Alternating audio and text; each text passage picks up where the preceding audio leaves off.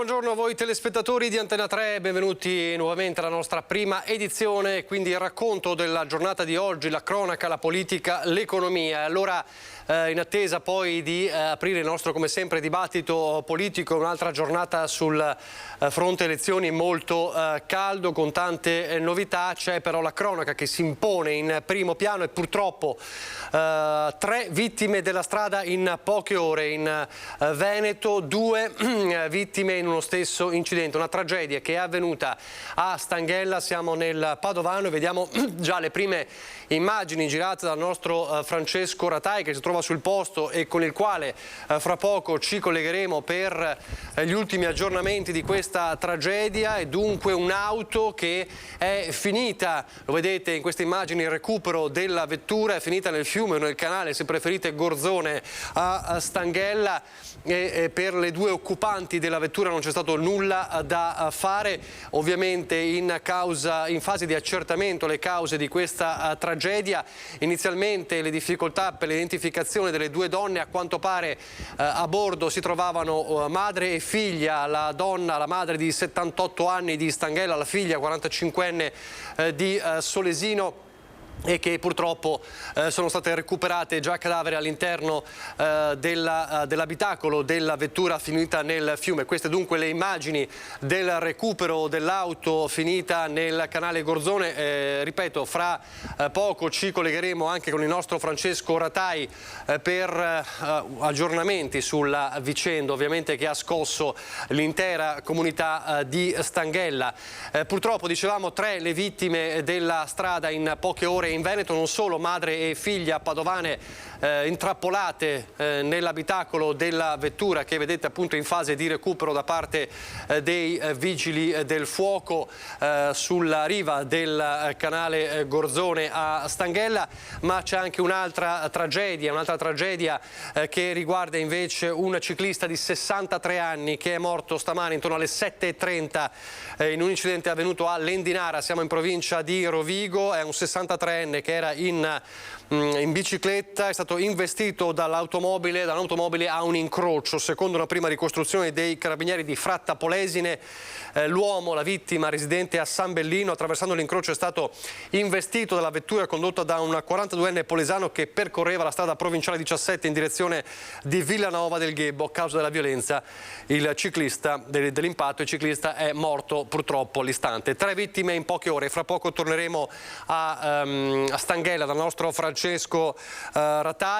E adesso però in tema purtroppo di incidenti stradali ripercorriamo il dramma avvenuto nel pomeriggio di ieri. C'è una comunità sconvolta nella Marca trevigiana, è quella di Ormelle, a perdere la vita un ragazzo di 17 anni. A terra i pezzi dello scooter, parti di una vita cancellata in un istante, l'ennesima tragedia della strada. La vittima è giovanissima, Alessandro Feletto, 17 anni, di Ormelle. Uno schianto che non gli ha lasciato scampo. Il ragazzo si è messo da via Campagnola verso la provinciale via Roma, svoltando a sinistra. In quel momento stava sopraggiungendo un furgone Fiat Ducato che non ha potuto evitare l'impatto. Un volo di 30 metri. Il 17enne è finito dentro un fossato. Sulla strada è calato il silenzio, squarciato dal suono delle sirene. Sul posto sono giunti immediatamente gli operatori del SUEM 118. Nulla da fare per il 17enne, troppo gravi le ferite riportate. Il ragazzo studente è morto sul colpo. Originario di Oderzo, viveva ad Ormelle, poco lontano dal luogo della tragedia. Forse era appena uscito di casa. Nel pomeriggio il dramma. Saranno i carabinieri a ricostruire il gravissimo incidente stradale. Sotto shock la conducente del furgone, una giovane 29enne rimasta illesa. Le auto continuano a transitare, rallentano sulla strada. Quella scena è straziante, il corpo di Alessandro coperto dal lenzuolo. Nel fossato lo scooter. La comunità si chiude nel dolore di una vita spezzata, troppo giovane per riuscire ad accettarla. Sulla strada si sono infranti i sogni, le speranze di un 17enne. Una strada, questa, ci racconta un automobilista, pericolosa. Sì, perché lei sta bene che non si vede bene fuori. Anche lei fa fatica con la macchina? Mi tocca guardare bene. Fermarsi e guardare. Ringraziando Cristo non ho mai avuto incidenti. Nelle prossime ore andremo a trovare la famiglia, commenta sconsolato il sindaco di Ormelle Andrea Manente. Una tragedia questa per tutta la comunità. Sul posto sono giunti anche i vigili del fuoco di Motta. E lo ricorderete, era volato letteralmente fuori dal finestrino del pick-up sabato sera a Tre Basile, che dopo aver battuto la testa a terra era finito in coma. Sono migliorate in queste ore le condizioni del 19enne di Scorzè, vittima dell'assurdo incidente, indagato il conducente del mezzo. È uscito dal coma, ha riconosciuto la madre e il fratello minore e gli ha parlato. Il 19enne di Scorzè, volato fuori dal finestrino di un pick-up, un'auto con cassone, sul quale era seduto lungo via Rio San Martino a Tre Baseleghe, ha ripreso conoscenza. È ancora ricoverato in terapia intensiva a Padova, non è più intubato, respira autonomamente, ha solo una cannula di ossigeno. I medici però rimangono cauti e i prossimi giorni saranno decisivi per valutare i danni della caduta con la testa al suolo da parte del 19enne scorzettano. A bordo del mezzo erano in 4. La Procura di Padova ha aperto un fascicolo per guida in stato d'ebbrezza nei confronti del conducente del pick-up. Il ragazzo neopatentato è risultato positivo all'alcol test. I neopatentati al volante per legge devono avere un tasso alcolemico pari a 0. L'amico rischia quindi di venire indagato per lesioni o lesioni gravissime. E poi l'angoscia e ancora la cronaca, ma ci spostiamo nel Vicentino, l'angoscia a Lonigo per le ricerche, la scomparsa di un 17enne che ieri pomeriggio è letteralmente svanito nel nulla dopo essersi tuffato al lago di Lavarone in Trentino. Stamattina sono riprese le ricerche. Ore di apprensione per le sorti del giovane vicentino 17enne residente a Lonigo, scomparso ieri nel lago di Lavarone in Trentino. Sono riprese all'alba le ricerche del giovane originario della Costa d'Avorio che vive in città da circa un anno, appartenente ad un gruppo scout locale con cui si trovava sull'altipiano. È scomparso ieri pomeriggio dopo un tuffo nel lago. Dalle prime ricostruzioni delle forze dell'ordine il giovane si sarebbe tuffato da un pedalò pensando che l'acqua fosse bassa. In base a quanto riferito, il giovane non sapeva nuotare. Le indagini verificheranno se si sia trattato invece di una caduta accidentale. Immediate ieri pomeriggio sono scattate le ricerche che si sono interrotte nella notte senza esito. Stamattina a lavoro sono tornati i sommozzatori dei Vigili del Fuoco di Trento, i volontari di Lavarone, i carabinieri. Ricerche rese difficoltose dalle caratteristiche del fondale, acque torbide e melmose che in alcuni punti raggiungono i 25 metri. Sempre dal Vicentino, meglio da Vicenza, si pensava quasi a un tentato suicidio, invece era un giovane che si era arrampicato su una gru per farsi un selfie. Vediamo. Si era arrampicato sulla gru alta 50 metri per scattare foto, ma per farlo scendere è stato necessario l'intervento dei Vigili del Fuoco. È successo poco dopo la mezzanotte in piazza Matteotti a Vicenza. I pompieri sono intervenuti a soccorrere il giovane salito sul braccio laterale della gru. L'uomo, che pratica parkour, era stato visto sulla gru a servizio per i lavori del museo di Palazzo Chiericati dai carabinieri che l'avevano invitato a scendere. I Vigili del Fuoco, arrivati con il personale di prima partenza e con il personale speleo alpino fluviali, una volta appurato che non si trattava di un tentativo di suicidio, hanno predisposto il recupero dell'uomo. 2 operatori lo hanno raggiunto mettendolo in sicurezza e iniziando così il percorso a ritroso, prima del braccio laterale e poi del traliccio. L'uomo, senza nessuna ferita, in ottime condizioni fisiche, dopo un controllo sanitario è stato preso in consegna dai carabinieri. Le operazioni di soccorso dei Vigili del Fuoco sono terminate alle 4. Nella Marca trevigiana adesso, perché è stato identificato il corpo affiorato dalle acque del torrente Caronna, appunto nella Marca. Vediamo. Il corpo era affiorato dalle acque nei pressi della chiusa dell'impianto idroelettrico Castelletto Bacino Carron lo scorso 26 luglio. Dopo oltre 10 giorni è stato identificato. Si tratta di Roberto Della Giustina, 45 anni, di Longhere. A trovare il cadavere alcuni tecnici dell'Enel che avevano immediatamente dato l'allarme ai carabinieri. Gli investigatori hanno iniziato subito le indagini per dare un nome all'uomo. Nei giorni scorsi, grazie anche all'analisi del DNA, si è riusciti a identificarlo. Secondo gli investigatori non ci sarebbero segni di violenza. Sotto shock la comunità di Longhere, dove l'uomo aveva vissuto e dove era conosciuto e stimato. Il funerale si terrà domani alle 10:30 nella chiesa di Santa Giustina. La dipendenza da gioco, la ludopatia, i numeri che continuano a essere allarmanti in tutto il Veneto e nella Marca trevigiana. Un episodio fa discutere in queste ore, l'abbiamo raccontato ieri, quello di una giovane nonna di 50 anni, straniera, che ha lasciato il nipotino di appena 8 anni, pensate, chiuso in auto di sera per andare a giocare alla sala bingo. I genitori si dovevano assentare per qualche giorno ed hanno affidato alla nonna il loro bambino di 8 anni. Tutto procedeva bene fino a quando la donna ha deciso di andare a giocare in una sala bingo del Trevigiano. Alle 21:30 è arrivata ed ha parcheggiato la macchina lasciando dentro il nipotino. Torno subito, gli avrà detto, ma una volta all'interno ha perso la cognizione del tempo mentre il piccolo restava da solo nella vettura in una condizione di potenziale pericolo, con il via vai di estranei e senza nessun punto di riferimento. Sono stati gli uomini della sicurezza ad accorgersi della sua presenza in macchina.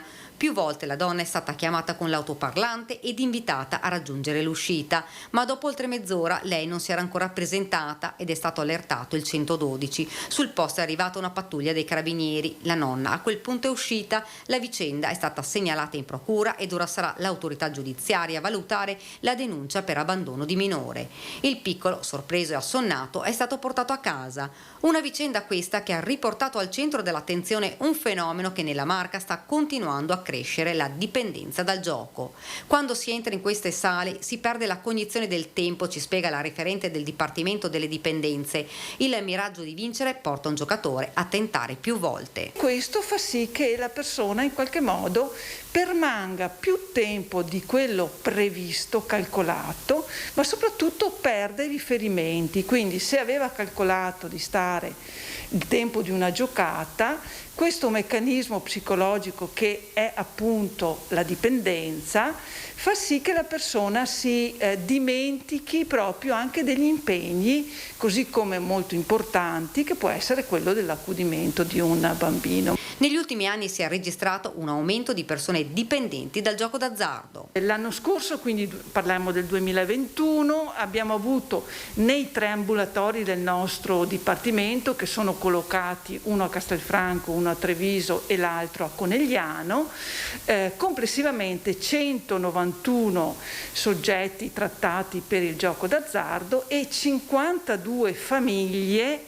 che si sono presentate per le ricadute che può esserci nel momento in cui c'è un giocatore in famiglia. Il Dipartimento, per sostenere ed aiutare le famiglie, ha attivato un nuovo servizio. Gli ambulatori già dall'anno scorso sono stati dotati di alcune consulenze legali e fiscali, perché molti dei giocatori che si presentano da noi hanno delle problematiche economiche interessanti per certi aspetti, ma anche molto pesanti con le finanziarie. Ricordo, torniamo alla cronaca, la notizia con cui abbiamo aperto il nostro telegiornale, cioè la tragedia avvenuta questa mattina a Stanghella lungo il canale Gorzone, l'auto con all'interno madre e figlia di 78 e 45 anni che è finita nel canale ed è stata poi recuperata con all'interno purtroppo i corpi senza vita delle 2 donne. Vi ricordo che fra poco ci collegheremo con il nostro Francesco Latai insieme a Federico Civotto per gli ultimi aggiornamenti di questa terribile tragedia, anche per capire se in qualche modo le forze dell'ordine giunte insieme ai vigili del fuoco, quindi i carabinieri, sono riusciti a capire la dinamica di questa tragedia. Restiamo nel Padovano per parlare di furti. Proprio nella nostra diretta una settimana fa il sindaco di Vigonza Boscaro parlava della implementazione dei controlli contro le raffiche di furti che aveva colpito il suo comune, furti che continuano, tanto che lo stesso sindaco, per denunciare la sfacciataggine anche degli stessi ladri che entrano nelle abitazioni anche sapendo che all'interno ci sono gli inquilini, per denunciare tutto questo ha postato su Facebook un video di una telecamera di sorveglianza con i predoni in azione. Dopo l'ondata di furti che ha colpito il suo paese, lo aveva promesso e l'ha fatto il sindaco di Vigonza, Gianmaria Boscaro. Ha pubblicato il video delle telecamere di sorveglianza che ritraggono dei ladri in azione. Il video si riferisce alla notte tra lunedì e martedì, verso mezzanotte. Sono 3 predoni, dice il sindaco, che avevano svaligiato anche case a Pianiga e Rivale. In entrambi i casi l'illuminazione pubblica era accesa, sottolinea. Qualche giorno fa, infatti, la polemica per lo spegnimento anticipato delle luci comunali, a cui il sindaco rispondeva così ai nostri microfoni. Le luci non sono un deterrente e di fatto non influenzano l'attività criminale, perché dove le luci sono accese i ladri stanno continuando ad intervenire. Ricordo che le luci sono accese fino a tarda notte e comunque abbiamo mantenuto una fascia ampia anche rispetto ad altri comuni che le spengono molto prima, e però i ladri non hanno nessun timore, intervengono alle 10 di sera, alle 9:30, quando addirittura è anche quasi chiaro ancora, perché sappiamo che nel periodo estivo la luce naturale arriva fino a tarda ora. E dove invece le luci gli disturbano, come facevano negli anni scorsi, vanno a rompere i lampioni e quindi si creano in quelle situazioni che gli servono delle zone d'ombra. Ladri sfrontati e senza paura che stanno colpendo la zona di Vigonza, nonostante le forze di polizia locale siano state schierate a pattugliare le strade comunali anche la notte. Queste bande organizzate non hanno timore veramente di nulla, conclude Boscaro nel suo post. Non solo i ladri ma anche le aggressioni. Allora in via Matteotti e piazzetta Conciapelli, tra via Matteotti e piazzetta Conciapelli, sempre a Padova, c'è una raccolta di firme per chiedere più sicurezza nella zona dopo l'aggressione subita da un barista appunto a Padova.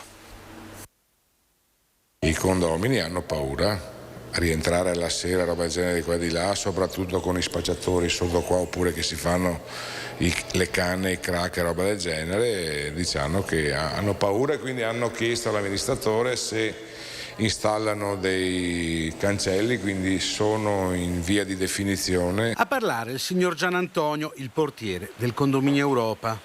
Dopo i fatti di sabato che hanno interessato il bar G2.0 di via Matteotti, la tensione in zona è salita.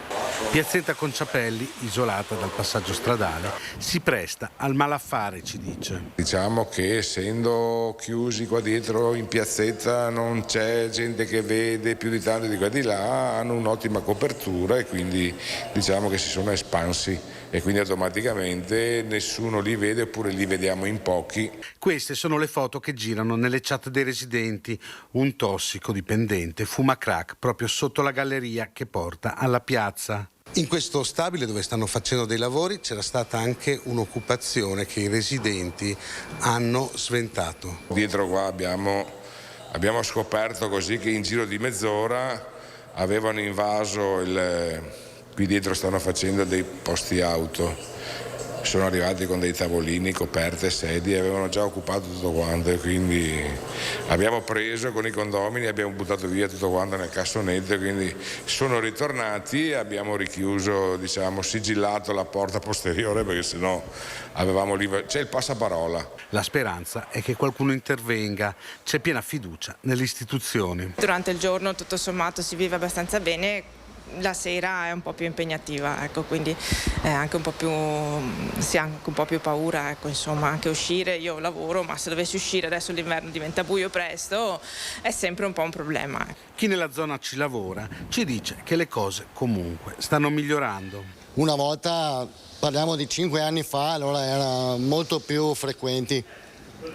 Quindi c'è un miglioramento? Sì. Il signor Gian Antonio ha però notato come negli anni certi personaggi siano diventati più sfrontati. Sono aggressivi e quindi se li guardi male sono là che ti provocano e o con qualcosa ti sfidano e bisogna stare attenti. Sono pericolosi perché loro, chissà perché, non ci rimettono mai. Da Padova al centro storico di Venezia dove torna l'allarme borseggiatori.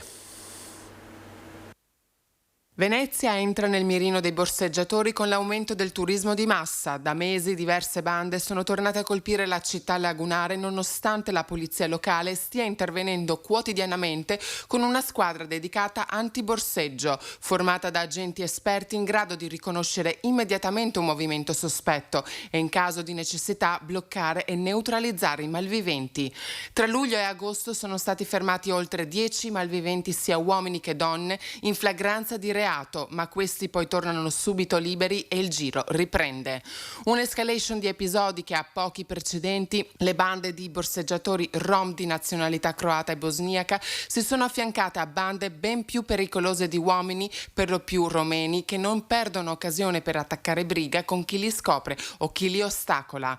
Così la città lagunare torna in cima alle capitali dei furti denunciati e i residenti chiedono più controllo capillare sulle bande, che però richiede l'intervento di tutte le forze dell'ordine.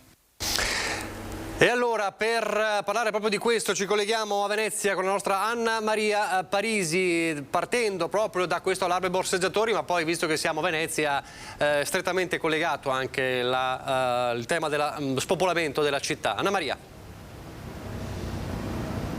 Sì, eccoci, buongiorno Nicola e buongiorno alle nostre telespettatrici e telespettatori. Come diceva bene nel servizio Erinda Chitesa, sono tornati con il turismo di massa naturalmente anche i borseggiatori qui a Venezia, non soltanto a Venezia ma comunque in tutte le città del turismo. Essendo noi a Venezia ci focalizziamo sulla laguna, sulla città lagunare, con tra l'altro, avendo sentito anche le forze dell'ordine, in particolare il comandante della polizia locale Marco Agostini, che attualmente è in ferie, e ci ha detto che c'è una squadra appositamente studiata per cercare di far fronte a questa problematica criminale, che si trova soprattutto dove c'è maggior assembramento e flussi di gente, in centro storico, in particolar modo a Rialto. E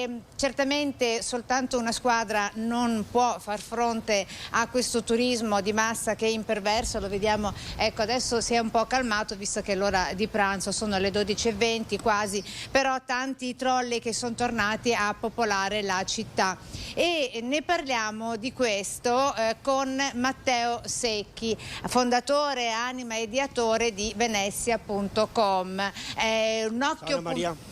Buongiorno Matteo, occhio puntato sulla città e le sue problematiche. Matteo Secchi, dunque questi episodi di criminalità in merito ai borseggi, ai furti, ai danni soprattutto di turisti italiani come stranieri, nella zona in cui tra l'altro lei abita, a Rialto, a Ponal, è corretto? Santa Ponal, sì. Santa Ponal. Ecco, lei sa chi sono questi borseggiatori, naturalmente, li vede comunque anche dal suo osservatorio, tante le segnalazioni che le arrivano, è vero? Io personalmente non li conosco, so che ci sono associazioni cittadine che li monitorano. Io so che ci sono, qualcuno l'ho visto anche. E purtroppo è un fenomeno fisiologico, con il ritorno del turismo di massa era anche prevedibile che tornassero i borseggiatori, che naturalmente vanno dove ci sono turisti, perché il turista è un passeggiatore svogliato, è in vacanza, si rilassa e quindi è una vittima sacrificale ottima per un borseggiatore. Di certo, se io fossi un borseggiatore non andrei a Empoli, ma andrei a Venezia o a Firenze o a Roma. Certo, le città che sono maggiormente popolate soprattutto nel mese di agosto. Tra l'altro, a proposito di sovraffollamento turistico, in questo caso, Nicola, soltanto nell'ultima settimana oltre 2000 le prenotazioni sui siti appunto relativamente ad alberghi e attività ricettive qui su Venezia Centro Storico. Perché ci sono anche tante offerte, quindi tra l'altro per arrivare qua volevo segnalarti questo fatto: abbiamo avuto una sorta di corsia preferenziale nel momento in cui abbiamo detto che dovevamo fare questo collegamento, perché il traffico in questo momento viene deviato poco prima dell'ingresso della città, non ti permette quindi di arrivare in Piazzale Roma, ma di andare al Tronchetto. Si è obbligati ad andare con l'auto, perché arrivi in auto al Tronchetto. E a proposito, Matteo Secchi, di sovraffollamento turistico, lei ha portato da mostrarci, che adesso con le immagini di Simone Merlo lo inquadriamo, questo foulard. Questa bandiera. Questa bandiera, sì, ecco. Questa c'è un po' di vento. questa bandiera Intanto diciamo il numero 49.999. Sì, è un'iniziativa. Mostriamolo bene. Ecco. È un'iniziativa nostra che abbiamo ideato per salutare lo sforamento all'ingiù dei 50.000 abitanti della città di Venezia centro. In passato avevamo fatto delle manifestazioni epocali con Eco Mondiale, tipo il funerale di Venezia, Venexodus con le valigie. Questa volta abbiamo optato per una protesta, per una presa di coscienza diversa, più diffusa e più spalmata nel tempo. Abbiamo invitato i cittadini a esporre questo drappo fuori dalle case. E così sta accadendo. Brevemente, Secchi, che cosa accade per una città come Venezia se arriva sotto la soglia dei 50.000 abitanti? Se ne sta parlando moltissimo in questi giorni a tutti i livelli, a livello nazionale, locale, anche con la stampa straniera. Assolutamente, Venezia si sta trasformando, sta perdendo lo status di città compiuta e si sta trasformando in un paesetto. Una specie di farsa perché è invasa da turisti, ma la popolazione locale indigena è ai minimi termini. E quindi una città senza abitanti non è più una città, è una specie di parco giochi, un luogo visitabile come Pompei, Machu Picchu. Mettiamoci anche Disneyland perché è un luogo che viene visitato da gente che vuole venire in vacanza. Ma noi stiamo facendo la fine delle scimmiette allo zoo che ci fotograferanno mentre facciamo la spesa. Guardate, questi sono gli ultimi veneziani rimasti che stanno vivendo la loro vita. Cioè, greetings from Venice con gli ultimi veneziani rimasti. Ecco Nicola, se non hai domande da studio, quindi questa è l'analisi di Matteo Secchi per questa Venezia evidentemente priva della sua identità, che è a caccia di se stessa, cioè deve ritrovarsi. Come ritrovarsi? Allora, noi stiamo resistendo. Io appartengo a quella classe che è stata bastonata negli ultimi decenni, la classe media, perché Venezia è composta da chi possiede la casa, bravi e fortunati, chi è in affitto nelle case popolari, bravi e fortunati, e poi ci siamo noi che resistiamo e quindi auspichiamo che in un futuro vengano fatte delle politiche residenziali più incisive, sia nel pubblico ma anche nel privato, perché la proprietà privata è sacra, però dei paletti si possono mettere per incentivare la residenzialità locale. E quindi la speranza è l'ultima a morire e noi resistiamo finché possiamo, poi non lo so quello che accade. C'è una nota canzone che dice più o meno, chi visse sperando morì non si può dire. Se non hai domande da studio ti restituisco la linea e salutiamo e ringraziamo Matteo Secchi. Con questa nota poetica ti saluto Anna Maria, grazie anche a Matteo Secchi, ma prima di andare in pubblicità, il contraltare di Venezia è Mestre da sempre e anche a Mestre c'è una richiesta di nuove idee e di un ripopolamento, insomma di ripensare alla terraferma, quindi non è solo una problematica del centro storico. Vediamo la situazione a Mestre. Una città ha bisogno delle panchine, ma no, devono essere salvaguardate. Ovviamente la struttura della sorveglianza del comune, dico io, deve essere tale da poter garantire queste cose qui, perché oltre alle panchine ci sono anche i negozianti. I negozianti non possono vivere se tolgono le panchine. A Mestre non si placa la polemica con le ire dei commercianti sul provvedimento rimuovi panchine del comune con cui in piazzetta Zorzetto è corso ai ripari nella lotta contro il degrado. Il risultato è che nella stessa area ora sono marciapiede e rastrelliere per le biciclette a fungere da seduta. Per Michele, commerciante del centro, il cui esercizio è stato dichiarato bottega storica della città con oltre un secolo di attività, Mestre è lasciata allo sbando, a testimoniarlo le tante vetrine vuote e in cerca di identità. Io sono un po' l'ago della bilancia, vedo che la gente fa difficoltà, sinceramente ci sono delle difficoltà obiettive nel senso di arrivare a fine mese. Una città in cui anche il suo salotto buono sa di sciatteria, a dirlo le silenziose e immobili centraline sparse un po' ovunque dell'energia elettrica della telefonia ci fanno fanno notare gli occhi attenti dei commercianti.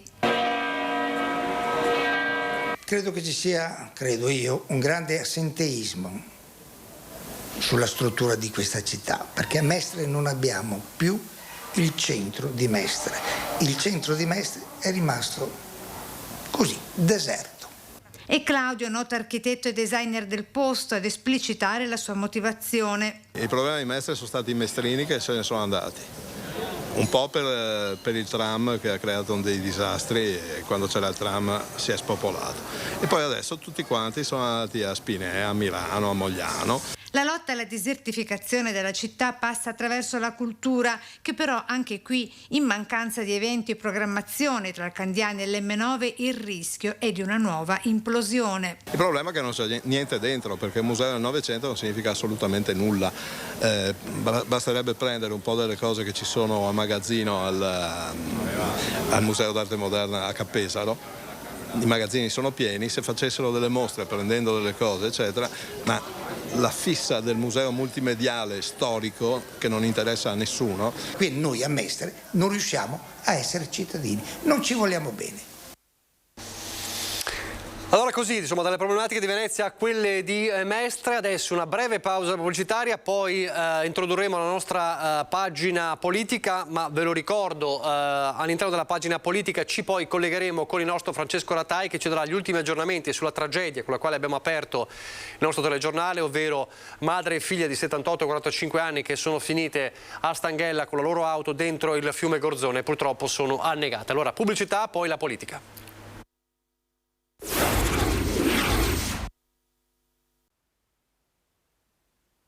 Politicamente oggi io non mi fido di Beppe Grillo e Beppe Grillo ancora in parte fa da padre padrone e io sotto Grillo non ci sto. Dice di non dimenticare quello che Grillo ha fatto per lui e per il paese, ma la premessa dell'ex volto forte dei 5 Stelle di Battista non cambia la sostanza di una dichiarazione roboante in un movimento che cerca la propria strada dopo defezioni importantissime, ma parole forti arrivano da tutti i fronti. Ritorna sullo strappo con il PD Carlo Calenda che si rivolge direttamente a Letta. Apriti cielo.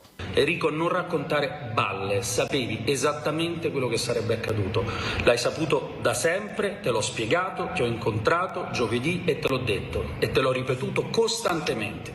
Ne approfitta Matteo Renzi, i contatti con Calenda sono ormai quotidiani per quello che dovrebbe diventare il terzo polo, più pacifici, almeno al momento, i toni all'interno del centrodestra con Forza Italia che aggiunge al simbolo la denominazione Partito Popolare Europeo, più che una dicitura un messaggio alle cancellerie europee in vista di un possibile governo Meloni. Il presidente Berlusconi ha deciso fortemente di inserire queste 3 parole nel simbolo, che hanno un significato politico importante, perché, ripeto, si tratta della nostra scelta europeista. Berlusconi che è tornato a parlare di rischio patrimoniale nel caso di ritorno della sinistra, ma su questo risponde il portavoce trevigiano di Sinistra Italiana Francesco Cancian. Si tratta di tassare i patrimoni sopra il €1.000.000 per finanziare le politiche a favore dei giovani. Parliamo non di ricchi ma di super ricchi che attraverso l'1% della tassazione di chi ha un patrimonio superiore a €1.000.000 pensiamo di rifinanziare i giovani. Certo. Tiene la palla al centro Raffaele Baratto, esponente di Coraggio Italia, la formazione di Brugnaro prossima all'alleanza con l'UDC. Nessuna patrimoniale, dice Baratto, piuttosto occorre puntare su una riforma fiscale organica. Anche sulla questione della tassazione. E io credo che questo sia un paese da riformare per la questione fiscale. Si è provato anche nell'ultima delega che si è fatto sul delega fiscale, ma non ci siamo riusciti, qualcosa si è portato a casa, ma davvero c'è da intervenire. Tattica e programmi quando mancano 5 giorni alla presentazione dei simboli delle liste con un quadro mai così fluido.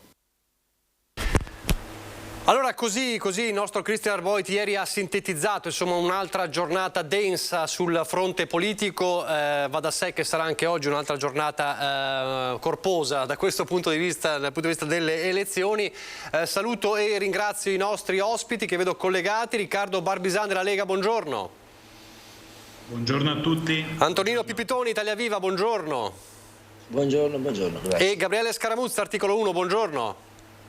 Buongiorno a tutte e tutti. Allora, cosa è cambiato da ieri a oggi? Poco per ora, se non che Silvio Berlusconi a quanto pare ha detto: penso che correrò al Senato, quindi si candiderà al Senato, e che oggi è previsto l'incontro Calenda-Renzi, l'atteso incontro Calenda-Renzi per creare questo cosiddetto terzo polo. A quanto pare Calenda vorrebbe tenere Mario Draghi a Palazzo Chigi, il Premier però si defila, si parla anche di Carfagna come front runner, come si dice in politica. Allora vorrei partire proprio da Pipitone, è il giorno secondo lei dell'accordo per questo cosiddetto terzo polo?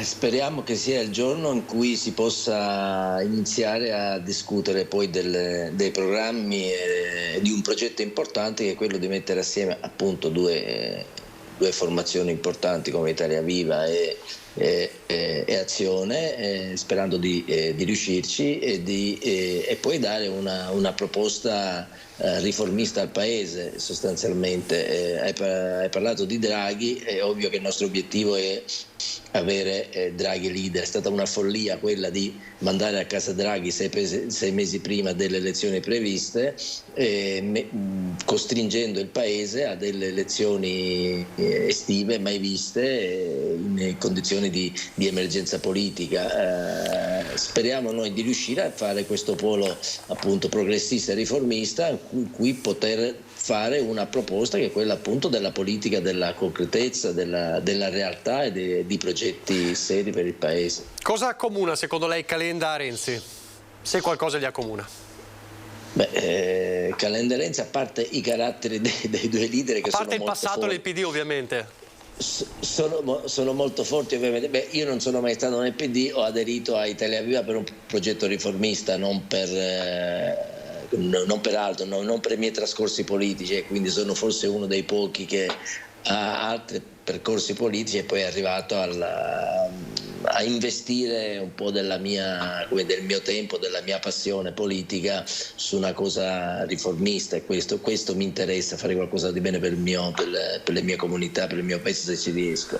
E cosa accomuna Renzi e Calenda? Secondo me sono due personaggi molto concreti, abituati a fare politica in maniera molto con una visione molto attenta ai bisogni reali dei cittadini e delle imprese. Lo hanno dimostrato quando Renzi era Presidente del Consiglio e quando Calenda era Ministro per lo sviluppo economico del governo Renzi. Hanno fatto tante cose interessanti, cominciando da Industria 4.0, che ha interessato anche tante industrie del Veneto, ma anche per quanto riguarda le riforme sul lavoro, le riforme sui diritti civili, cose magari non tutti saranno d'accordo, però questo è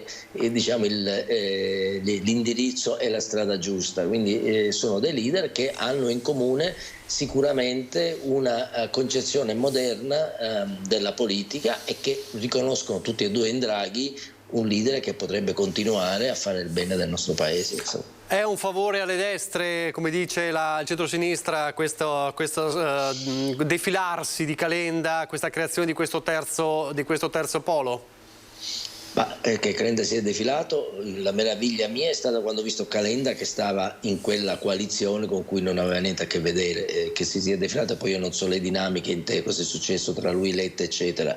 Diciamo che noi facciamo una proposta alternativa, non è che indebolisce. Potrei dire che è il PD che indebolisce. Letta poteva fare un'altra scelta, a mio avviso sarebbe stata la scelta più giusta, che era quella di lavorare per un polo riformista, innovativo, moderno, che avesse comunque l'esperienza di Draghi come punto di riferimento, e cercasse di raccogliere insieme le esperienze di Calenda, di Italia Viva, di Renzi, di Più Europa eccetera. Letta ha fatto un'altra scelta, legittima per carità, è quella di mettere assieme tutto e il contrario di tutto. È evidente che la politica non può fare così. Ha cercato di umiliare Italia Viva e Renzi mettendola all'angolo, e poi i risultati sono questi purtroppo, mentre si poteva fare un grande progetto politico. Il Partito Democratico ha un'altra idea di politica rispettabilissima, noi lavoriamo per creare un'alternativa che sia una politica delle risposte reali ai bisogni di questo paese, che abbiamo delle emergenze straordinariamente preoccupanti, lo dico anche da medico, anche dal punto di vista sanitario, e quindi ci vogliono persone che in politica hanno già dimostrato di saper fare e di saper conoscere i problemi e avere anche le soluzioni. Scaramuzza, anche per voi era anomalo vedere, come dice dal suo punto di vista Pipitone, anomalo vedere Calenda nella coalizione? È forse stato meglio così, c'è più chiarezza nella coalizione, oppure lo sfilamento di Calenda è un problema?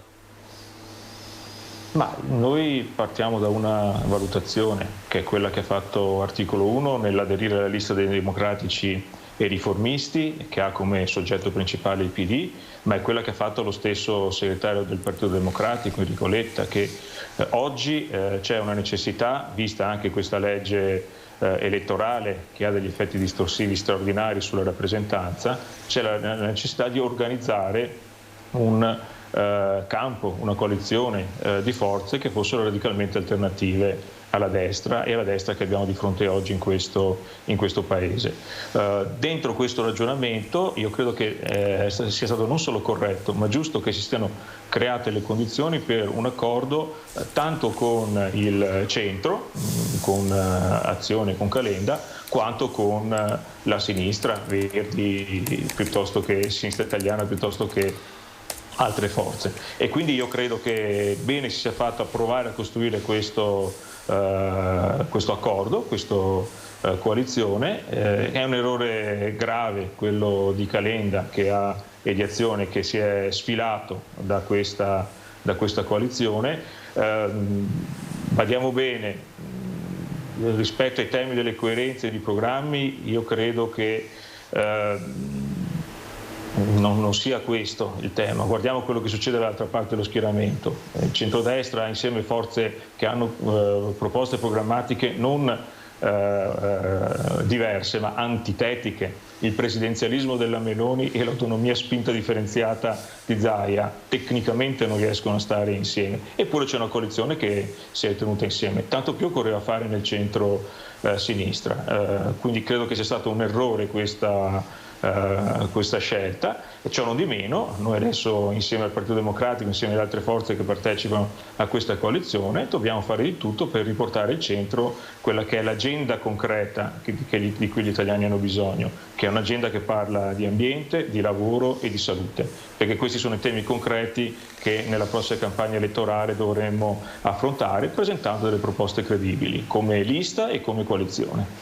In questi giorni si è fatto un parlare molto anche di non solo di temi concreti, insomma non solo di fiscalità eccetera, ma anche di temi ideologici. Si è detto, e lo ha detto lo stesso Letta presentando poi l'accordo anche con Sinistra Italiana e Verdi, un fronte comune contro le destre. La coalizione parla di destra, cioè di un centro che non c'è più nel centrodestra. È davvero così secondo lei?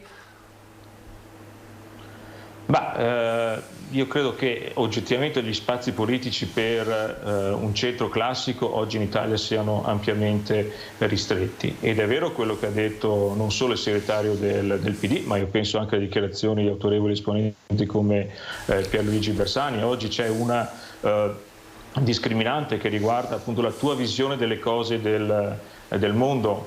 La dico con una battuta che non è mia appunto, ma e penso per esempio, voglio dire, alla principale candidata del centrodestra che è Giorgia Meloni. È difficile, laddove una persona avesse incarichi di governo, giurare sulla Costituzione antifascista e poi non andare in piazza a festeggiare il 25 aprile. Queste cose non si tengono fondamentalmente, e io ripeto che sarebbe un passo in avanti per tutta la destra italiana provare a stare sui fondamentali della Costituzione, che è e rimane una Costituzione repubblicana e antifascista, ed è soprattutto una Costituzione sociale, una Costituzione che guarda ai temi delle persone, dei diritti del lavoro, dei diritti delle persone, della necessità di dare loro una risposta, che sono i temi su cui oggi purtroppo c'è da dare una risposta alle italiane e agli italiani. Allora, vengo subito da Barbisan che ha da replicare insomma a un po' di cose, però le chiedo un attimo di cortesia, un paio di minuti, perché lo avevo anticipato ai nostri telespettatori. Abbiamo iniziato il nostro telegiornale parlando di un grave fatto di cronaca, 2 donne morte in un'auto finita nel canale Gorzone a Stanghella. Adesso possiamo collegarci con il nostro Francesco Ratai, quindi facciamo una brevissima parentesi di cronaca e poi andiamo da Barbisan. Francesco, allora sei sul posto, ci sono aggiornamenti, abbiamo raccontato, se ci puoi confermare che le vittime sono una donna di 78 anni e la figlia di 45 anni, è così?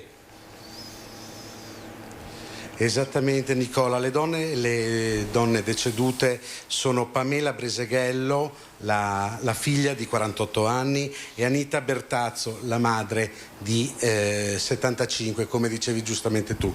Eccolo qui il Gorzone, il fiume in cui per 500 metri l'auto delle 2 donne ha, possiamo dire, navigato prima di inabissarsi.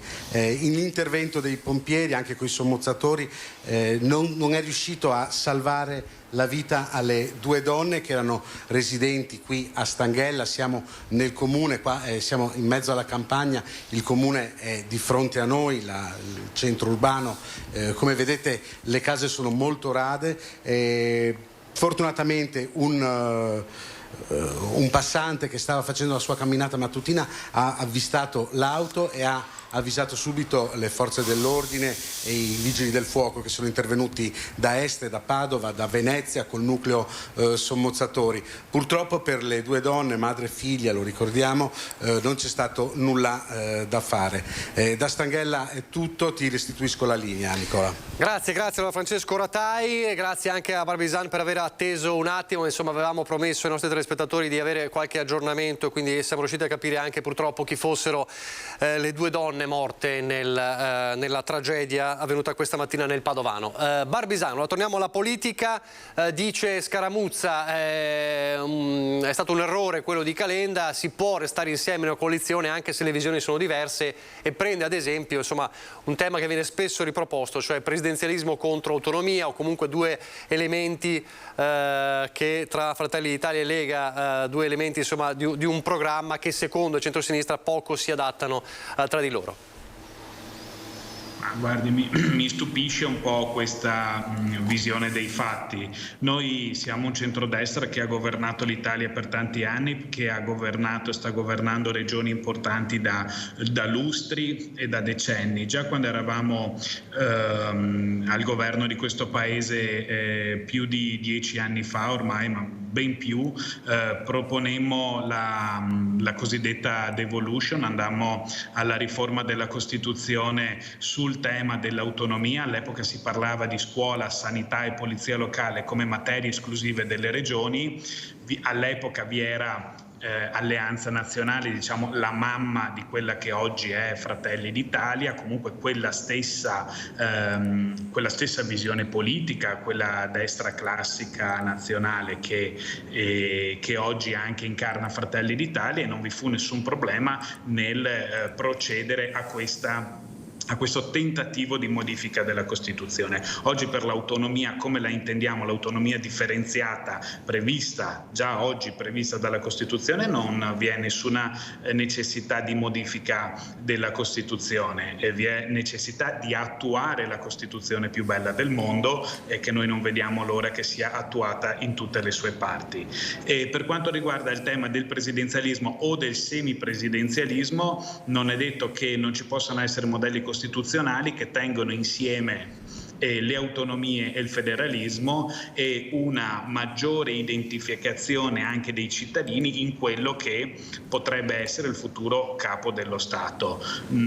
Probabilmente esistono anche altre forme di governo e forme di Stato al mondo che lo contemplano. Noi non ci vediamo nulla di scandaloso, anzi il presidenzialismo è sempre stato visto dalla sinistra come un pericolo democratico, però ormai ci siamo abituati che qualunque cosa che non sia prevista da loro e del loro programma è sempre foriera delle versioni nera e fascista. In realtà diciamo che portare avanti questi due programmi. Noi non ci vediamo nulla di antitetico, anzi può essere che siano anche complementari. Del resto le parla un esponente della Lega, un veneto, che per l'autonomia farebbe anche i patti con il diavolo.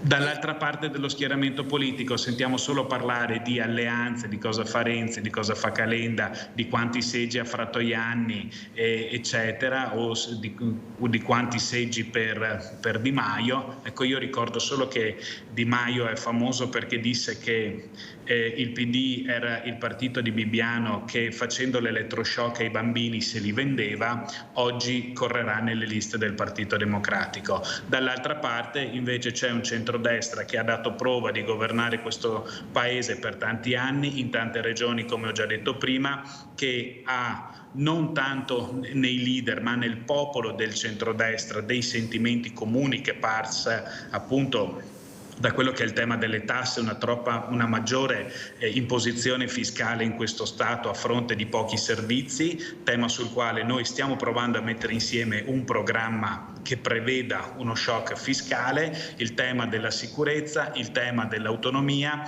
il tema dei giovani. Ecco, queste sono le nostre prerogative. C'è un tavolo di programma aperto tra i leader e tra coloro che aiutano i leader a costruire questo programma. Noi stiamo andando in questa direzione. Mi pare più interessante il dibattito al nostro interno, nel quale parliamo di che tipo di flat tax fare piuttosto che di che tipo di alleanze fare. Io preferisco essere in questo dibattito, nel quale si dibatte se un'aliquota del 15 o del 23, di estendere la flat tax alle partite IVA fino ai 100.000 euro, di estenderla anche ai dipendenti. La trovo più proficua e più utile rispetto a capire quanti collegi dare a Di Maio, a Tabacci e come insomma spartirsi gli uni nominali sicuri. Ci arriviamo alla flat tax, è uno dei temi di cui discuteremo. Peraltro però da quello che si evince, Fratelli d'Italia e Forza Italia non sono proprio d'accordo con la Lega sulla flat tax al 15%.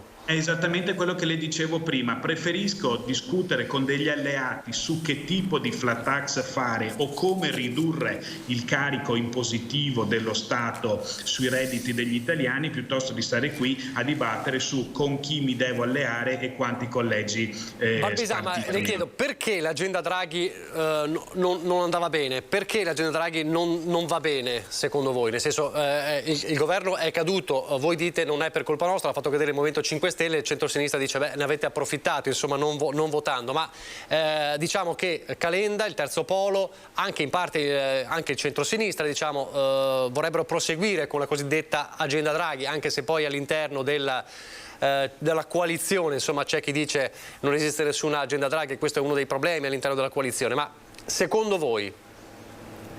Ma guardi, noi adesso per ristabilire la verità storica chiedemmo con un discorso molto bello e molto chiaro del capogruppo Romeo al Senato, se non ricordo male, un Draghi bis senza i 5 Stelle.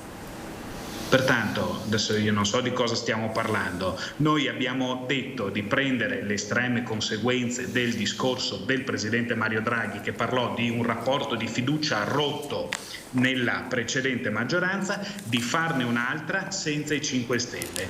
A questo probabilmente, perché io non c'ero e non so cosa si sono detti, il Partito Democratico non ha voluto sentire ragione, perché ancora sognava il campo largo, cioè sognava diciamo non solo la cozzaglia ma la super coalizione tutti contro la destra fascista, e non ha dato questo via libera. Pare che vi sia stata una indisponibilità anche del Presidente Draghi, ma noi sul tema che il Presidente Draghi potesse continuare a guidare un altro esecutivo da lui presieduto, con tutti quei ministri di sua fiducia nei posti principali, su questo nulla questio, per arrivare fino a marzo-aprile, quando si sarebbe votati, si sarebbe andato alle elezioni per una scadenza naturale. Quindi Noi su tante cose del governo Draghi siamo stati d'accordo, certo che era difficile fare l'indipendenza energetica a cui Draghi guarda e a cui guardiamo anche noi, con gente che non vuole la TAP, che non vuole i rigassificatori, che non vuole il nucleare, che non vuole niente.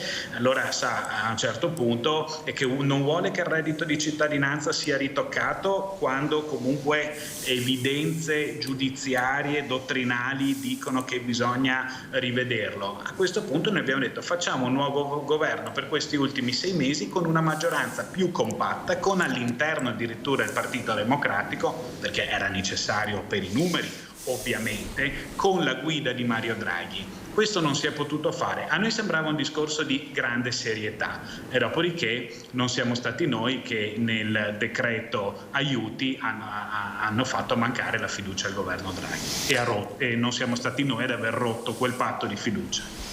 Nel frattempo Carlo Cottarelli annuncia che si candiderà con PD e Più Europa, Ilaria Cucchi invece con Sinistra Italiana. Pipitone, allora resta il vulnus di quella caduta del governo che peraltro è stata criticata ad ampio raggio anche da tutte le categorie economiche, dagli industriali agli artigiani, ad Ascom, fra poco sentiremo anche Ascom Confcommercio. Si poteva fare un Draghi bis senza far cadere il governo secondo lei? Pipitone però si è scollegato. Allora giro la domanda a Scaramuzza e poi andiamo da Pipitone. Eccolo qua, forse si è ricollegato? No. Prove tecniche. Sì, aspetti. Vediamo un'altra immagine. Eccolo qua. Sì. Eccolo qua, mi sente? Eccomi qua, sì. Eccoci qua. Allora, scusate, si poteva, dice Barbisan, fare un Draghi bis senza i 5 Stelle e Draghi che di fatto poi ha deciso di staccare la spina da solo.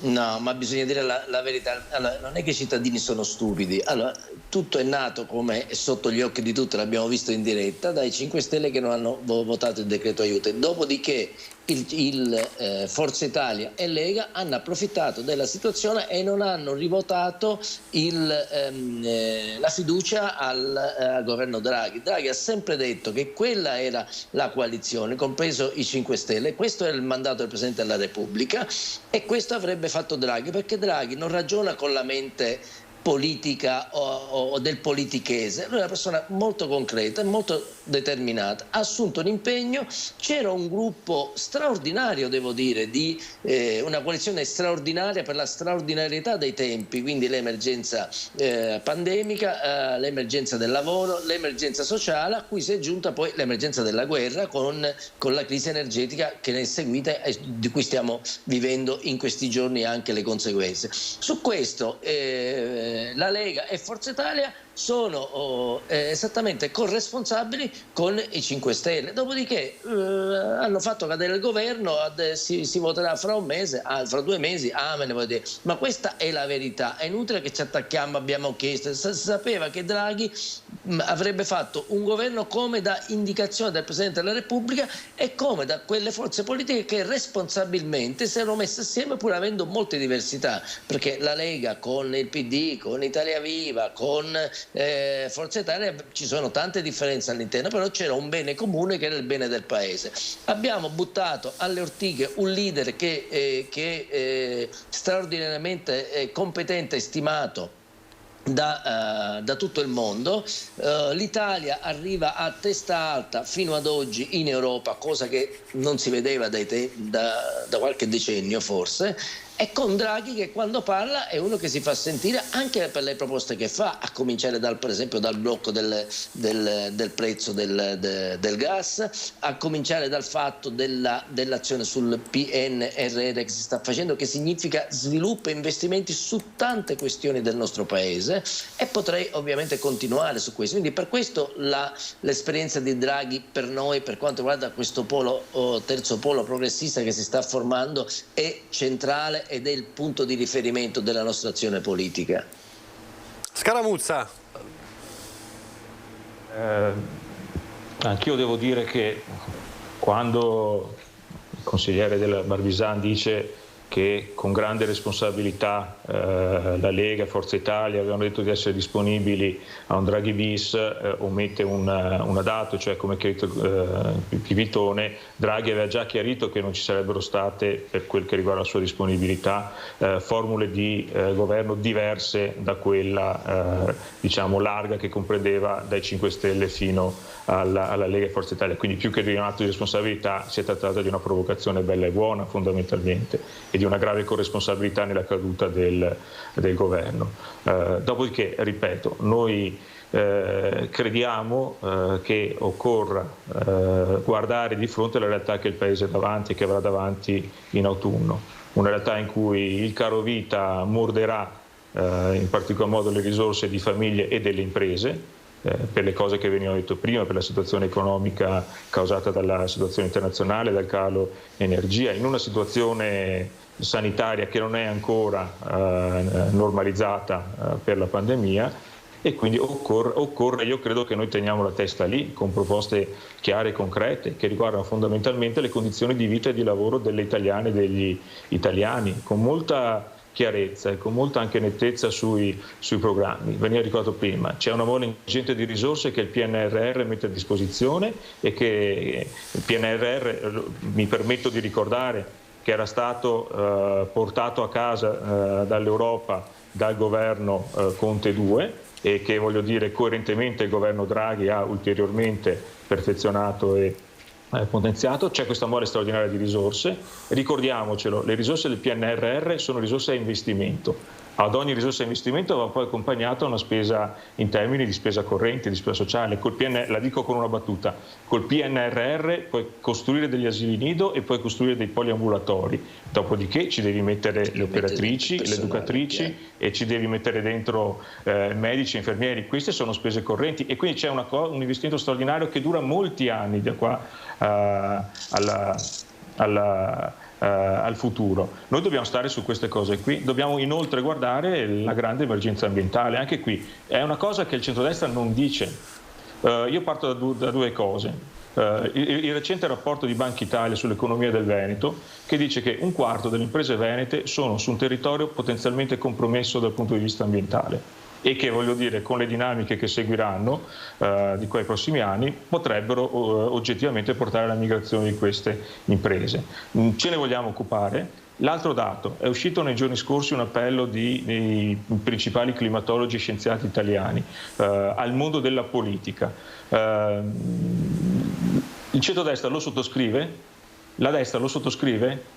Perché il negazionismo ambientale è un problema in questo Paese e noi con i cambiamenti climatici e con, voglio dire, la sostenibilità ambientale sarà l'altro grande tema che noi avremo di fronte. Questione sociale e questione ambientale sono le due facce di una medesima questione che si tengono tutte insieme. Questo progetto vero che noi dobbiamo provare a mettere in piedi agli italiani. Un'ultima battuta, io sono d'accordo con Barbisà, io la voglio vedere applicata fino in fondo la Costituzione più bella del mondo, anche ad esempio a partire dalla parte in cui parla di progressività fiscale e di contribuzione alle risorse dello Stato, ciascuno secondo le proprie capacità. Allora visto che ci siamo, visto che mi dai là, magari se vuole replicare alla questione ambientale Barbisan, e poi vorrei che sentirvi sulla flat tax. Barbisan. La questione ambientale, nulla da dire, a patto che la questione ambientale alla fine non la paghino solo le nostre imprese, perché siccome siamo in una competizione globale enorme, talvolta senza regole, se noi dovessimo applicare ulteriori e stringentissime norme ambientali alle nostre imprese che già sottostanno a molte di queste per merito del diritto europeo sull'ambiente e poi sulla declinazione fatta dagli stati nazionali e dalle regioni, noi potremmo trovarci nel caso in cui queste imprese del vecchio continente e anche le imprese venete trovarle in una situazione di estrema difficoltà rispetto a chi dell'ambiente, dei diritti umani, sociali lavorativi di chi in quelle imprese ci lavora se ne frega altamente. Otterremo il risultato che chi oggi sottostà ad una buona serie di norme sul rispetto dell'ambiente e dei diritti del lavoro si trova a chiudere, e prolificherà ancora di più chi del rispetto dell'ambiente e dei diritti dei lavoratori se ne fa beffe. Allora noi possiamo stringere quanto vogliamo i bulloni di questa questione, purché non ci esploda la macchina. Questo credo che sia un ragionamento di buon senso. Quindi attenzione, perché che non facciamo dell'ambientalismo una bandiera utile per le elezioni, utile per così permettere anche fare politica con la paura, no? Mettere un discreto seme di paura nel cuore delle persone per la bomba ambientale, però poi trovarci che proprio questo modo di ragionare la fa esplodere per quella discrasia che dicevo, cioè oggi gli stati dell'Unione Europea, chi più chi meno, hanno una sensibilità ambientale. Vediamo di non accanirci con chi già ha una discreta sensibilità ambientale e lasciare che Cina, India, Pakistan, Africa facciano tutto quello che vogliono, perché altrimenti le imprese rimarranno aperte solo lì con quei criteri di rispetto dell'ambiente che già purtroppo conosciamo. Scaramuzza la soddisfa come risposta? Cioè, in soldoni devono, i cambiamenti climatici e l'attenzione, ma devono farlo tutti, altrimenti ci veniamo solo a perdere, cornuti e mazziati, insomma.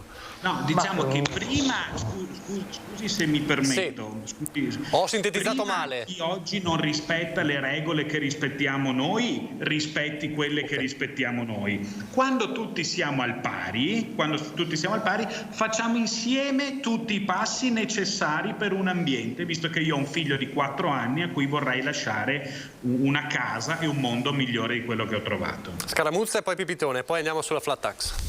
Ma prendo atto che il centrodestra, in questo caso la Lega, non condivide l'appello che è stato fatto non da degli esagitati di sinistra, ma del fior degli scienziati italiani, cioè alcuni dei quali partecipano ad esempio nei board dei principali centri di studio climatico del mondo. Quindi prendo atto che in questo momento nella destra italiana c'è ancora un problema di negazionismo rispetto alla scienza, non rispetto alle paure.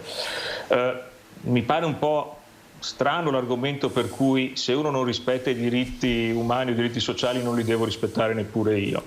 Mi pare un pochino forzato, ma vabbè, anche questo fa parte, voglio dire, di quello che oggi è il climax della destra di questo paese. Io non ho detto che bisogna imporre ulteriori orpelli alle aziende, non ho minimamente detto questo e nessuno di noi pensa di dire questo.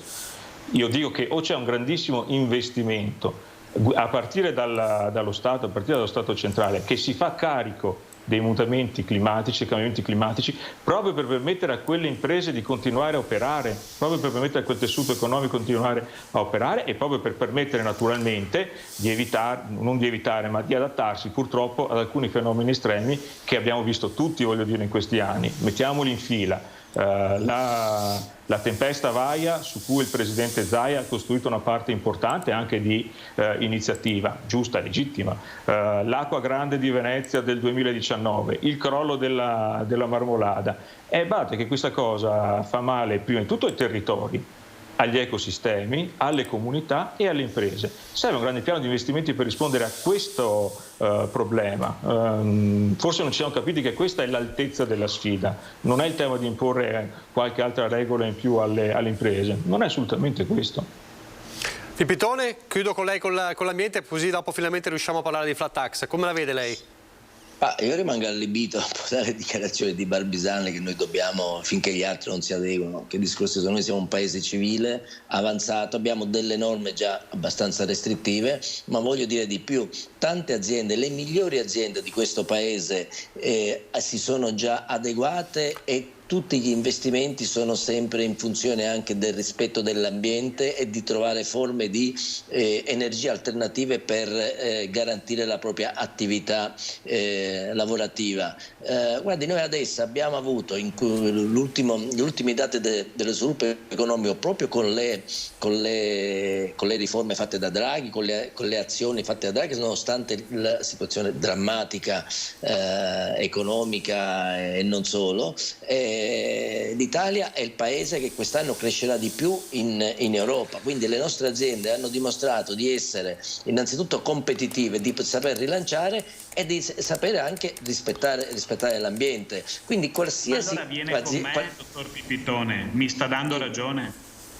No, io sto dicendo che ci sono già le norme, ragione le che già le nostre imprese hanno un livello di rispetto dell'ambiente importante. Non convengo con te, perché se passa l'assioma per cui finché gli altri non rispettano le norme come le rispettiamo noi possiamo permetterci di non guardare a uno sviluppo che sia sempre più attento all'ambiente, io questo non lo posso accettare. Io invece il ragionamento è un ragionamento. Non ho detto questo.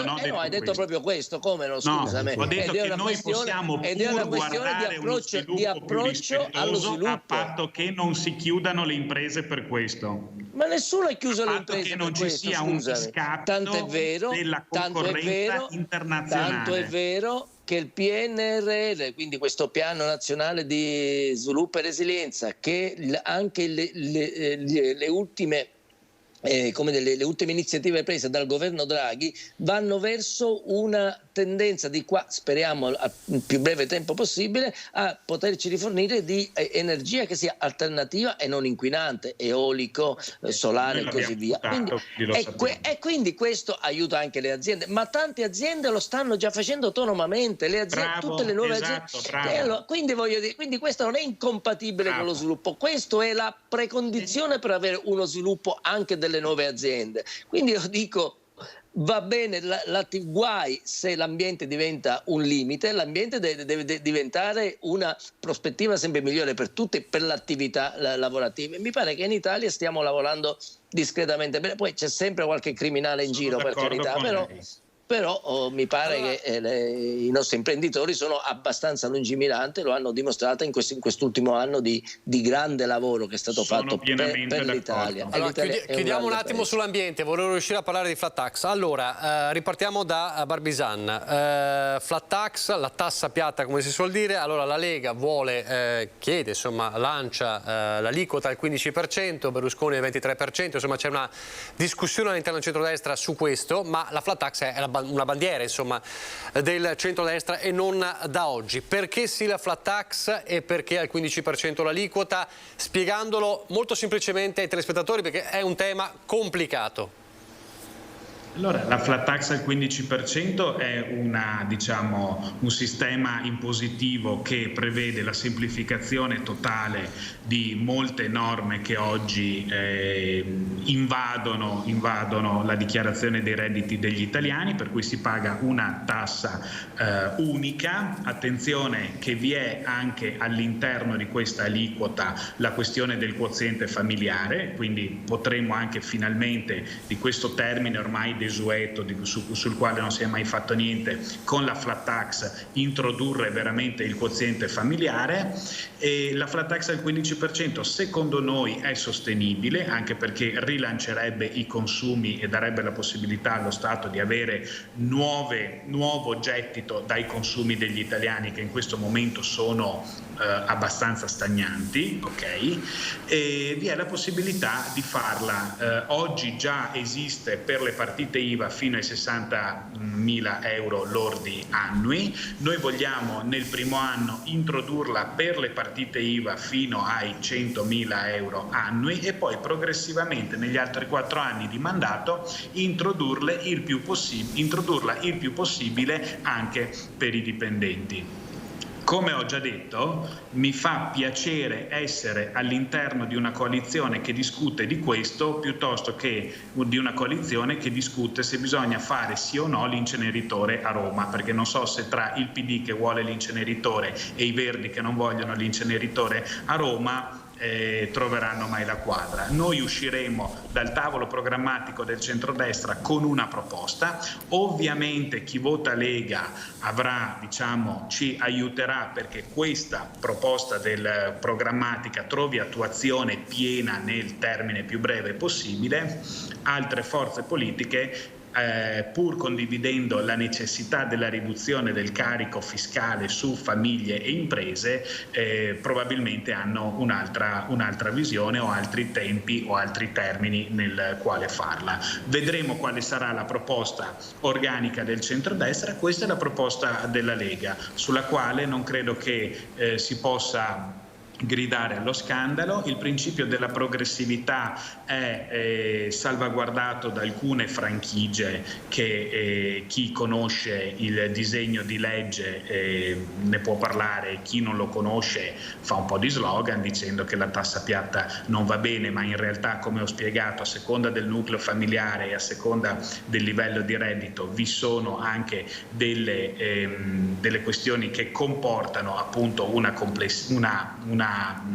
progressività dell'imposizione, altrimenti questa sarebbe anticostituzionale. Questa è la nostra proposta. La proposta in definitiva è quella di uno shock fiscale sul quale in Italia si è parlato da quando ho iniziato a fare politica, avevo 14 anni, purtroppo adesso ne ho 38 e non ho mai visto, nel frattempo ho iniziato a lavorare e pagare le tasse, non ho mai visto che sia cambiato niente. Scaramuzza, la sua visione invece qual è? Lo ricordavo prima, la nostra è una visione di coerenza costituzionale e nella nostra Costituzione, mi pare l'articolo 53, c'è scritto che le persone contribuiscono alle risorse dello Stato in maniera proporzionale alle loro capacità fiscali. È questa cosa qui fondamentalmente, quindi una coerenza finanche letterale alla Costituzione.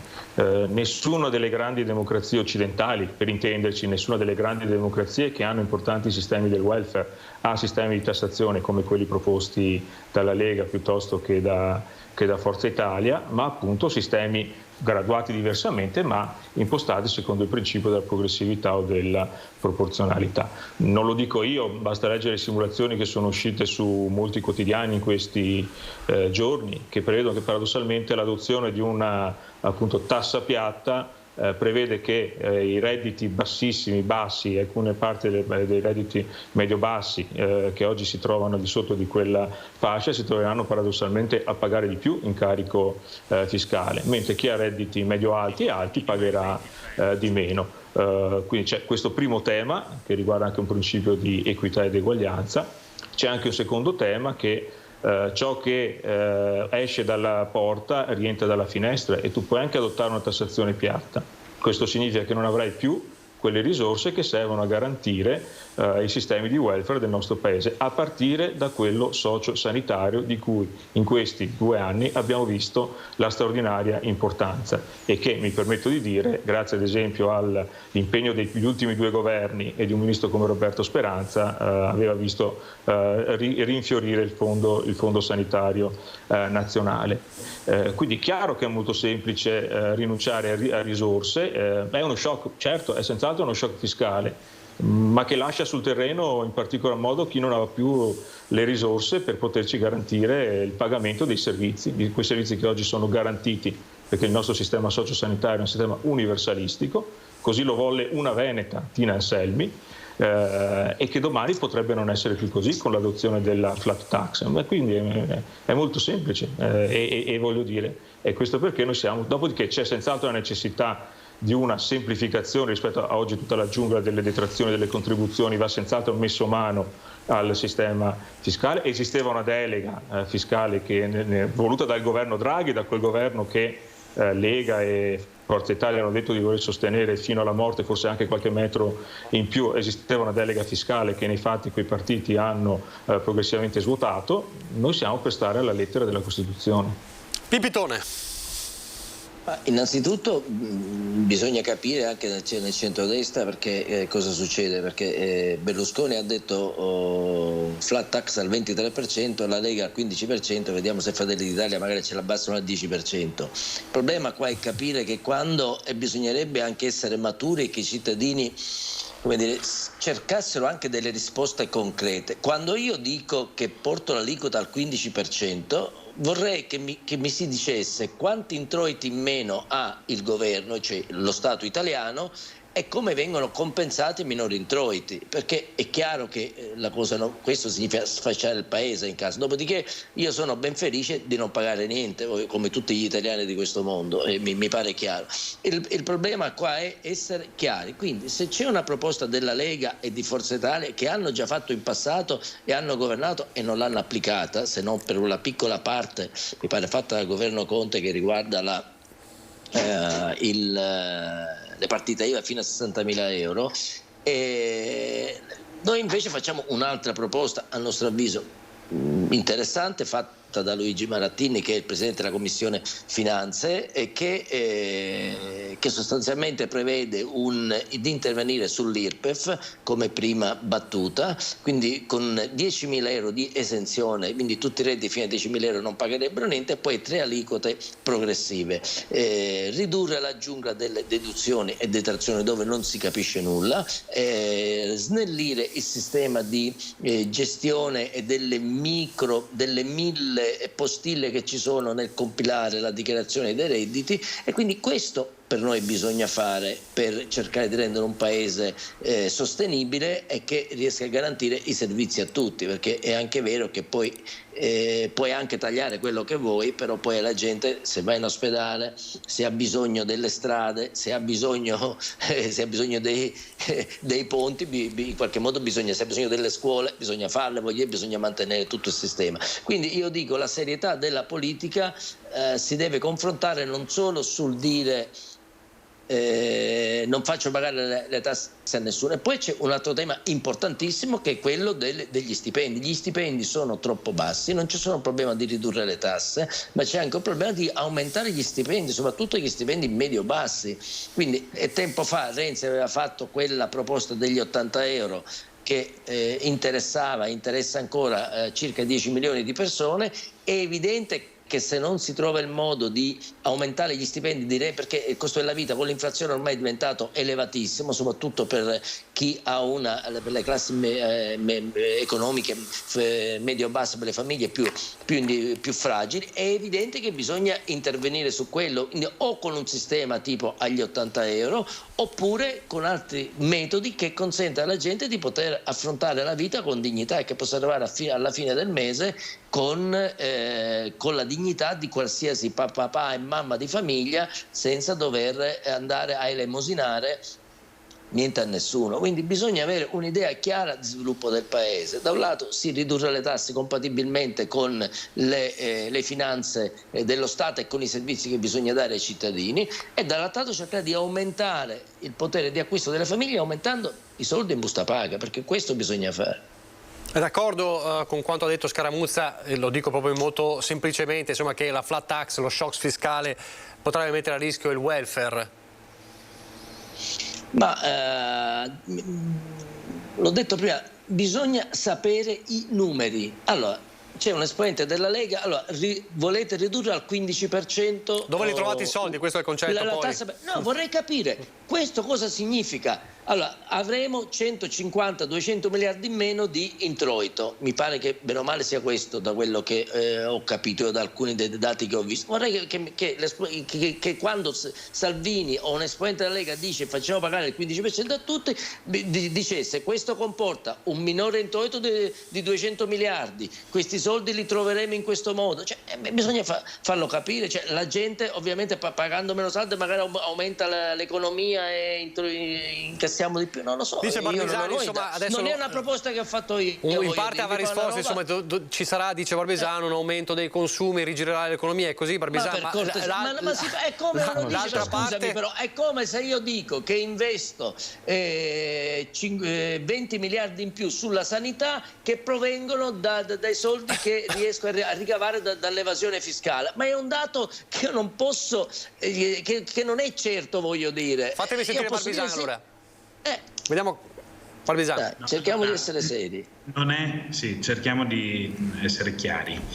Allora, non è una sorpresa per nessuno che esistono sacche di inefficienza della spesa pubblica che possono essere riviste e riformate ed efficientate e ridotte. Primo, non è una sorpresa per nessuno che quando paghi la tassa piatta non hai più diritto a tutta una serie di detrazioni e deduzioni che costano allo Stato oggi decine di miliardi di euro, che non saranno più ovviamente oggetto del calcolo di quante tasse dovrai pagare nel momento in cui pagherai la tassa piatta. Non è un segreto per nessuno che oggi noi abbiamo un reddito di cittadinanza inefficiente che non funziona, che il Premier Draghi ci ha detto che bisognava riformarlo e noi avremmo dovuto riformarlo in una nuova maggioranza con i 5 Stelle dentro, fatemi capire come, rispetto al quale si possono recuperare miliardi di euro all'anno che possono andare nello sgravio delle famiglie e delle imprese. La proposta della Lega è subito il primo anno portare la flat tax per le partite IVA al 15% per redditi fino ai 100.000 euro lordi annui. Oggi funziona non fino a 60.000 euro ma fino a 65.000 euro e non si sono scassati i conti del paese. Ok? Voi state mettendo nei cittadini l'idea che vi sia una classe politica che ha 2 leader di 40-50 anni che pensano magari di fare politica per qualche altro anno e che vorrebbe fare una politica fiscale per cui non si paga più la sanità o la scuola in Italia o le strade. No, ma vi rendete conto che, scusatemi, se posso perché, interloquire, scusami, non hai dato... Facciamo finire Barbisan, poi Pipitone e poi chiudiamo con Scaramuzza. Barbisan, velocissimo. Dal punto di vista televisivo, non di persona, ma penso che siate assolutamente 2 persone serie. Voi pensate che ci sia una classe politica che vuole ridurre le tasse a tal punto da non far più trovare le scuole, le strade e la sanità ai cittadini? Cioè state raccontando questo ai cittadini, oltre al fascismo? Adesso tirate fuori questa questione qui. Aspetta, facciamo rispondere Scaramuzza. Scusa, Barbisan, è l'1:26 e dovete andare e vi sta facendo brutti scherzi la fame. Velocissimo Pipitone, voglio sentire che Scaramuzza, velocissimo. Io semplicemente dico, esiste anche una ragioneria generale dello Stato che non ci consentirebbe manovre non coperte. Esiste l'Europa che non ci permetterebbe deficit. Infatti non l'avete fatta quando avete potuto, ci sarà un motivo. Ci consente, ok? Quindi voi state prendendo in giro i cittadini. Aspetta, Barbisan, mi faccia rispondere, se no non riesco più a sentirle. Allora, Pipitone e poi Scaramuzza. Allora, la risposta di Barbisan elude la domanda. Allora, non hai dato una cifra chiara. Io non ti sto dicendo che non si può fare. Fatela, se uno vince le elezioni, se promettete, l'avete già promesso e non l'avete fatto in passato, probabilmente lo farete adesso, va bene? Ti sto chiedendo, io ti ho chiesto semplicemente di avere i numeri. Ti ho detto quanti soldi in meno incassa lo Stato, come pensate in qualche modo e tu mi hai detto soltanto delle cose che non hanno alcun numero, ci hai detto delle intenzioni, perché togliamo il reddito di cittadinanza e allora quindi non avete un progetto ancora compiuto, questo volevo dire. Bravissimo, esattamente come te che non sai neanche ancora se sei insieme con Calenda o meno e quanti colleghi avrai. Va bene, noi tutto questo lo sappiamo e c'è un tavolo del programma del centrodestra che verrà fuori con una idea di flat tax con un'aliquota precisa, con detrazioni, deduzioni e non taxati. E allora dica i numeri li darete dopo. Perfetto, li darete dopo. In quel momento ti verrà spiegato tutto. Voi cercate di mettervi d'accordo con Calenda, Carfagna, Gelmini per capire chi dovete candidare a fare. Scaramuzza, chiudiamo con lei, ho 4 minuti. Noi ce l'abbiamo il candidato, si chiama Draghi, amico mio.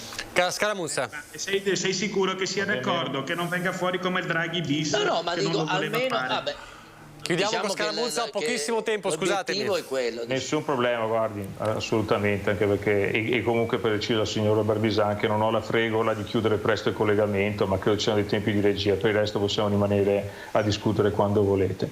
Il tema non è siamo così sciocchi da pensare che dei leader che hanno davanti anni di governo, il tema è che questa destra del governo l'abbiamo già vista, punto, con gli stessi protagonisti, a ruoli diversi, a pesi diversi, ma l'abbiamo già vista. E qualche problema ai conti dello Stato e alla sostenibilità del sistema quando questa destra ha governato c'è stata. Punto. Quindi il tema non è la preoccupazione per il futuro, è la lezione della storia. fondamentalmente, anzi della cronaca, perché passiamo anche di tempi relativamente recenti. È tutta qui fondamentalmente. La Ragioneria Generale dello Stato giustamente dirà: se tu togli prevedi questi introiti fiscali in meno, sappi che devi togliere questi investimenti, punto. È un calcolo meramente ragionevole, come giustamente fa la Ragioneria dello Stato, voglio dire, che è un organo che ha questo compito.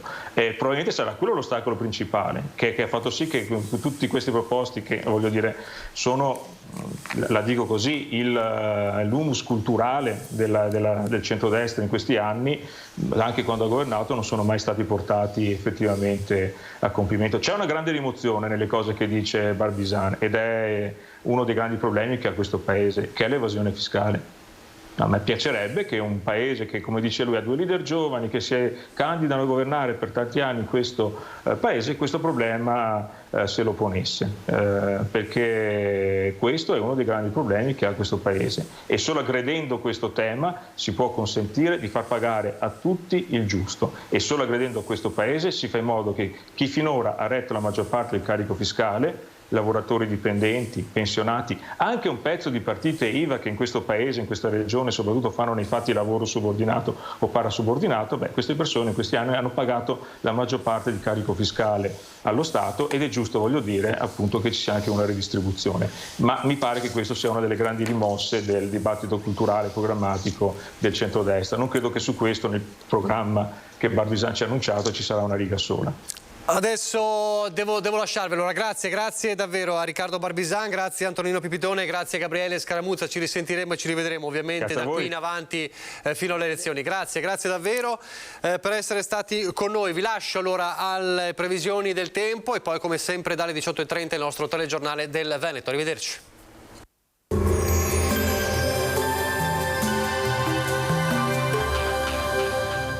Donadel Sunplast fornisce ed installa tende e coperture tecniche, avvolgibili, serramenti in PVC e in alluminio, porte da interni.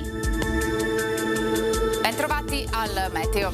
Mercoledì 10 agosto, tempo buono sul nostro territorio, ancora interessato dall'alta pressione. Caldo nella norma, senza picchi eccessivi.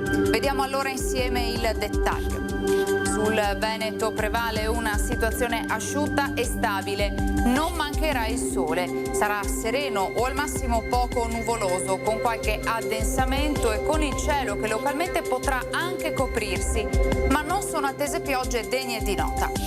Temperature in lieve calo, minime tra 13 e 23 gradi, massime invece tra i 28 e i 31 gradi all'incirca.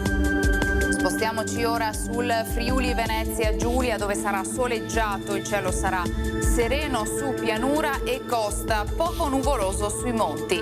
Soffierà bora moderata sulla costa e sulle zone orientali della regione. Temperature minime tra 18 e 22 gradi, massime invece oscillanti tra i 28 e i 30 gradi.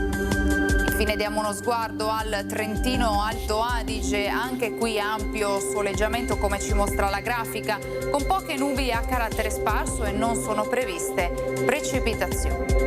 Temperature minime intorno ai 17-18 gradi, massime sui 30-31 all'incirca.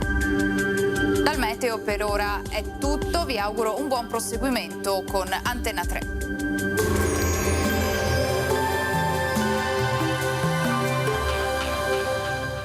Donadel Sunplast vi aspetta nello showroom di Farra di Soligo, dove troverete le giuste risposte alle vostre esigenze di arredo esterno.